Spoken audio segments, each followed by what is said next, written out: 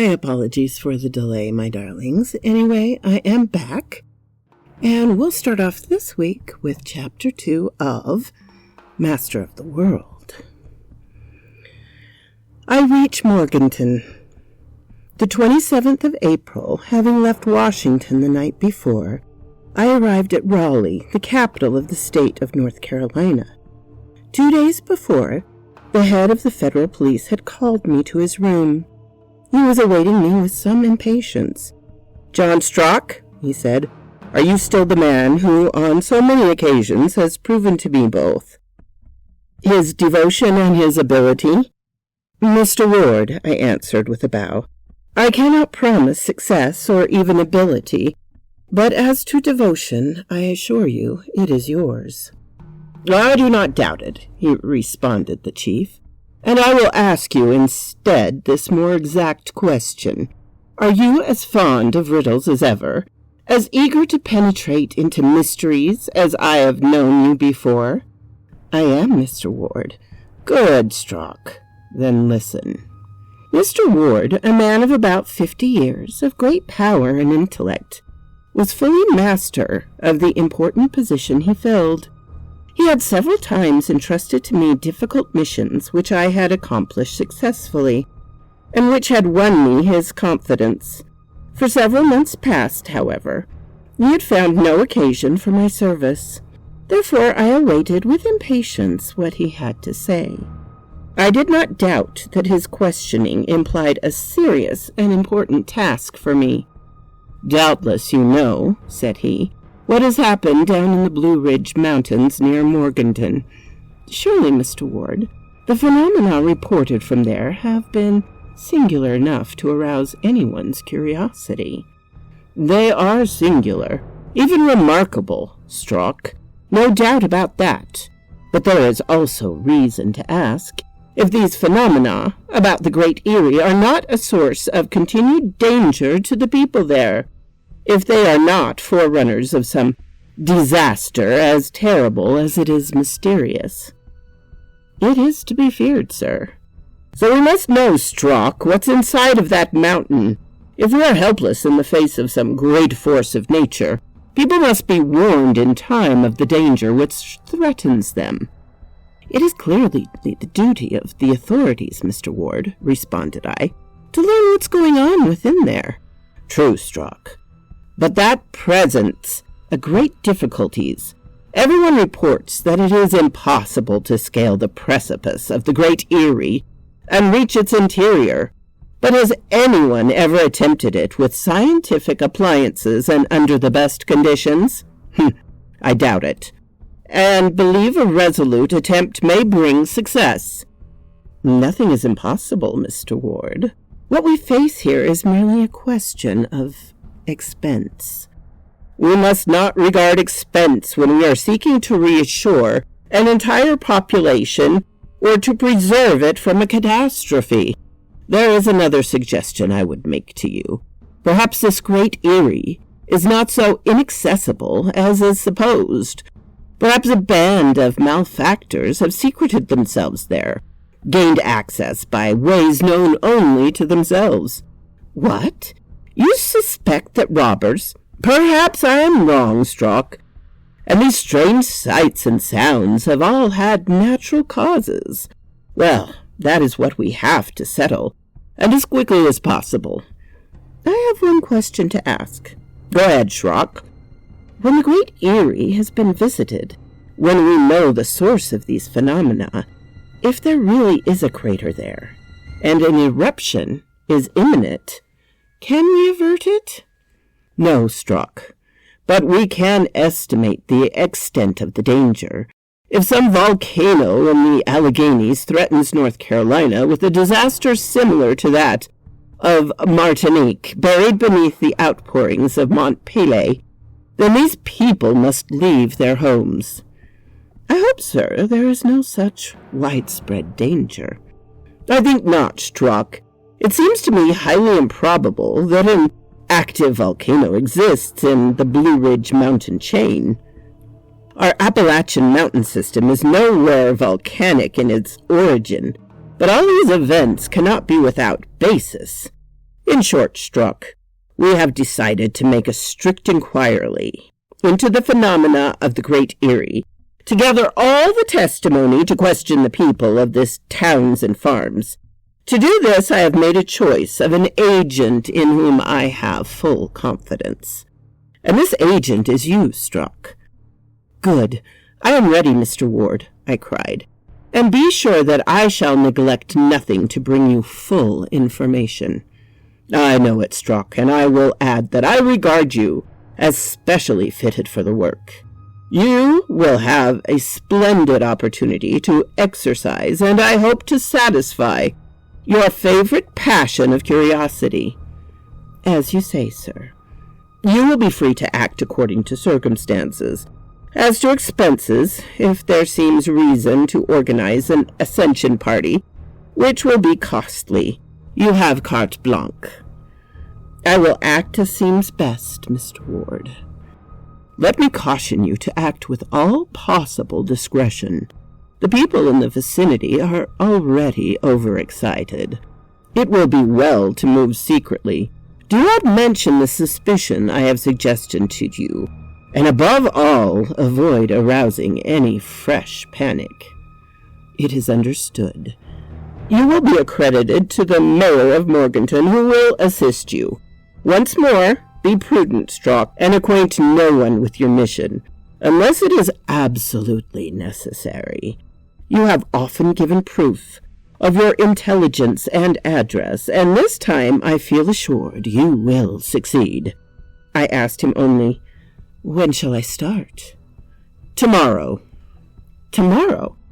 I shall leave Washington, and the day after I shall be in Morganton. How little suspicion had I of what the future had in store for me. I returned immediately to my house, where I made my preparations for departure, and the next evening found me in Raleigh. There I passed the night, and in the course of the next afternoon arrived at the railroad station of Morganton. Morganton is but a small town, built upon strata of the Jurassic period, particularly rich in coal. Its mines give it some prosperity.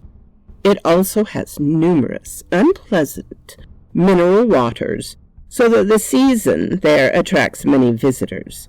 Around Morganton is a rich farming country, with the broad fields of grain. It lies in the midst of swamps, covered with moss and reeds.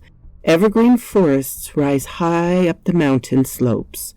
All that the region lacks is the wells of natural gas, that invaluable natural resource of power, light, and warmth, so abundant in most of the Allegheny valleys. Villages and farms are numerous, up to the very borders of the mountain forests. Thus there were many thousands of people threatened. If the Great Eyrie provided indeed a volcano, if the convulsions of nature extended to Pleasant Garden and Morganton. The mayor of Morganton, Mr. Elias Smith, was a tall man, vigorous and enterprising, 40 years old or more, and of a health to defy all the doctors of the two Americas. He was a great hunter of bears and panthers, beasts which may still be found in the wild gorges and mighty forests of the Alleghenies. Mr. Smith was himself a rich landowner, possessing several farms in the neighborhood. Even his most distant tenants received frequent visits from him. Indeed, whenever his official duties did not keep him in his so-called home at Morganton, he was exploring the surrounding country, irresistibly drawn by the instincts of the hunter. I went at once to the house of Mr. Smith. He was expecting me, having been warned by telegram. He received me quite frankly, without any formality, his pipe in his mouth, a glass of brandy on the table. A second glass was brought in by a servant, and I had to drink to my host before beginning our interview. "Mr. Ward sent you," said he to me in a jovial tone. "Good. Let us drink to Mr. Ward's health." I clinked glasses with him and drank in honor of the chief of police. "And now," demanded Elias Smith, What is worrying him?" At this, I made known to the mayor of Morganton the cause and the purpose of my mission in North Carolina. I assured him that my chief had given me full power and would render me every assistance, financial and otherwise, to solve the riddle and relieve the neighborhood of its anxious relative to the Great Erie. Elias Smith listened to me without uttering a word, but not without several times refilling his glass and mine, while he puffed steadily at his pipe. The close attention which he gave me was beyond question. I saw his cheeks flush at times, and his eyes gleam under their bushy brows. Evidently the chief magistrate of Morganton was uneasy about the Great Erie, and would be as eager as I to discover the cause of this phenomena. When I had finished my communication, Elias Smith gazed at me for some moments in silence. Then he said, softly, "So at Washington they wish to know what the Great Erie hides within its circuit." "Yes, Mr. Smith." "And you also?" "I do." "So do I, Mr. Strock." He and I were as one in our curiosity. "You will understand," added he, knocking the cinders from his pipe, "that as a landowner I am much interested in these stories of the Great Erie, and as a mayor I wish to protect my constituents." Wow, that's refreshing in this day and age. "A double reason," I commended, "to stimulate you to discover the cause of these extraordinary occurrences. Without doubt, my dear Mr. Smith, they have appeared to you as inexplicable and as threatening as to your people."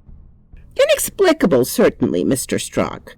For on my part, I do not believe it possible that the Great Erie can be a volcano. The Alleghanies are nowhere of volcanic origin. I myself, in our immediate district, have never found any geological traces of scoria or lava or any eruptive rock whatsoever. I do not think, therefore, that Morganton can possibly be threatened from such a source." "You really think not, Mr. Smith?" "Certainly. But these tremblings of the earth that have been felt in the neighborhood—" "Yes, these tremblings, repeated Mr. Smith, shaking his head. "But in the first place, it is certain that there have been tremblings. At the moment when the flames showed most sharply, I was on my farm of Wilden, less than a mile from the Great Erie. There was certainly a tumult in the air, but I felt no quivering of the earth. But the reports sent to Mr. Ward—" "Reports made under the impulse of panic," interrupted the mayor of Morganton. "I say nothing of any earth tremors in mine." "But as to the flames which rose clearly above the crest—" "Yes, as to those, Mr. Strock, that is different. I saw them with my own eyes, and the clouds certainly reflected them for miles around. Moreover, noises certainly came from the crater of the Great Erie, hissing as if a great boiler was letting off steam." "You have reliable testimony of this?" "Yes, the evidence of my own ears." "And in the midst of this noise, Mr. Smith, did you believe that you heard that most remarkable of all of the phenomena, a sound like the flapping of great wings?" "I thought so, Mr. Strock. But what mighty bird could this be, which sped away after the flames had died down? And what wings could ever make such tremendous sounds? I therefore seriously question if this must not have been the deception of my imagination. The Great Erie, a refuge for unknown monsters of the sky. Would they not have been seen long since, soaring above their immense nest of stone? In short, there is in all this a mystery which has not yet been solved. But we will solve it, Mr. Smith, if you will give me your aid." "Surely, Mr. Strock. Tomorrow we will start our campaign." "Tomorrow." And on that word the mayor and I separated. I went to a hotel and established myself for a stay which might be indefinitely prolonged. Then, having dined and written to Mr. Ward, I saw Mr. Smith again in the afternoon and arranged to leave Morganton with him at daybreak. Our first purpose was to undertake the ascent of the mountain with the aid of 2 experienced guides. These men had ascended Mount Mitchell and others of the highest peak of the Blue Ridge. They had never, however, attempted the Great Eyrie, knowing that its walls of inaccessible cliffs defended it on every side. Moreover, before the recent startling occurrences, the Great Eyrie had not particularly attracted the attention of tourists. Mr. Smith knew the 2 guides personally, as men daring, skillful, and trustworthy. They would stop at no obstacle, and we were resolved to follow them through everything. Moreover, Mr. Smith remarked at the last that perhaps it was no longer as difficult as formerly to penetrate within the Great Eyrie. And why? I asked. Because a huge block has recently broken away from the mountainside, and perhaps it has left an practicable path or entrance. That would be a fortunate chance, Mr. Smith. We shall know all about it, Mr. Strock, no later than tomorrow. Till tomorrow, then. So quoth this raven.